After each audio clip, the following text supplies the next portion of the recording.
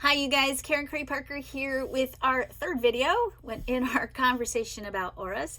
I am about to go hop on a plane because my daughter is getting ready to have my second grandbaby. So I'm going to make this kind of short and sweet, but I wanted to make sure that we covered this topic before I left. So I want to talk today about the aura of the generator types. In quantum human design, we call the generators the alchemists. The function of the alchemist, or the role of the alchemist, is to get really good through responding at being in a body. You are here as alchemists to really be masterful over the physical plane, over the experience of being human, and the way in which we embody that mastery is through doing our work in the world. Now, that might be work in the traditional way that we define as work, your job, or that might be whatever it is that you are passionate about, that you become masterful for. And sometimes that mastery isn't necessarily about one thing. It's not about the thing you do as much as it is about being masterful over knowing how to be masterful around something, especially for those of you who are third line profiles. So much of your mastery is about knowing how to change, knowing how to experiment, knowing how to go through what my husband, the architect, calls the design process, and implementing that design process as a pathway to becoming more masterful over the human narrative, your human story, if you will. The way in which we know what we are designed to be masterful for when we are alchemists is through responding. Life's intelligence flowing through us, evolving through us, calls into our experience the next right step that we need to master, to take, if you will, in order for us to grow in our experience of being who we are.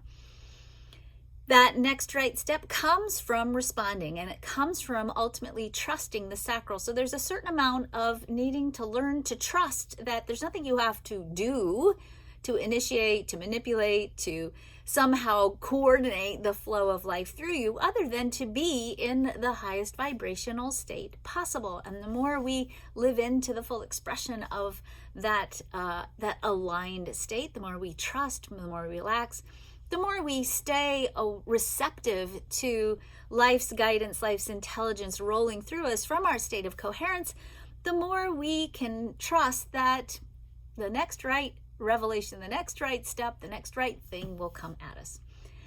The challenge sometimes for the generator types is, first of all, a lot of us conditioned away from trusting that sacral response. We're taught that there's something we should do or things we have to do that are part of the success formula, if you will, that we have to do as a function of life.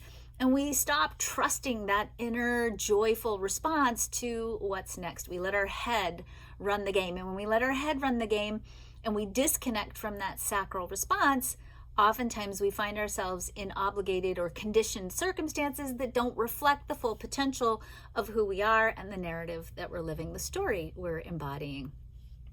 If you lose connection with that sacral response and you really find yourself stuck, and generators can find themselves stuck a lot, in situations or circumstances or work or whatever that doesn't feel good to you, the natural response then is to feel frustrated. And that frustration is actually an important signal that we have a tendency to misinterpret.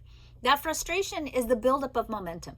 When we feel frustrated as alchemist types, it means we are about to have a breakthrough. We are about to have a surge in mastery. We are about to have a new thing show up in our life that's going to give us a breakthrough to the next right place for where we need to be. And that can be a breakthrough that gives us more learning, a breakthrough that gives us a change in our circumstances, a breakthrough that gives us an opportunity to align ourselves with a better path that is a better reflection of the truth of who we are, our destiny, our life path, our purpose.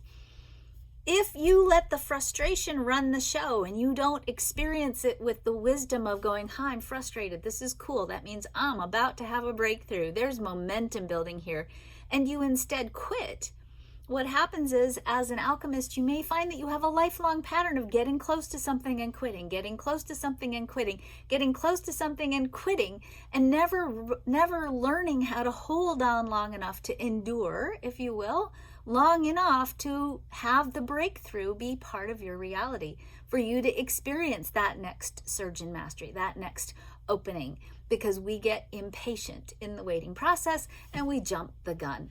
So when we jump the gun and we don't get to experience the mastery, then of course we don't get to experience that thing that is such a core essence of who we are as alchemists. We don't get to be the masters we are designed to be.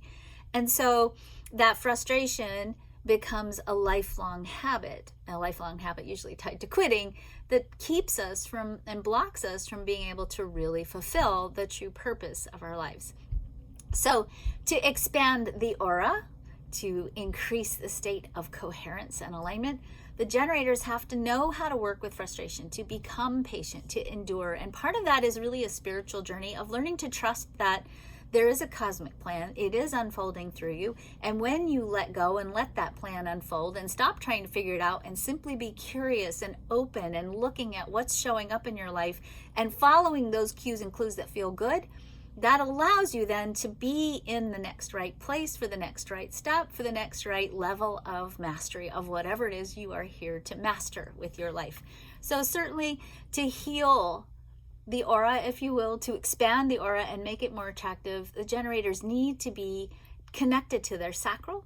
The alchemists need to be connected to their a deeper understanding of what it means to be frustrated and to really work with that frustration and see it as a sign and a cue and a clue that things are about to shift, and to not quit and not try to use your head to figure out, well, maybe I'll go do this.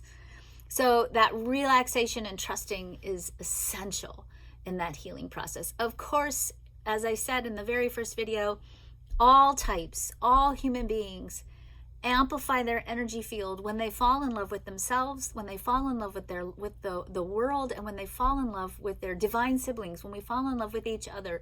The more in love we are, the more expansion we have in our energy field, the more things come to us that are more aligned with who we are.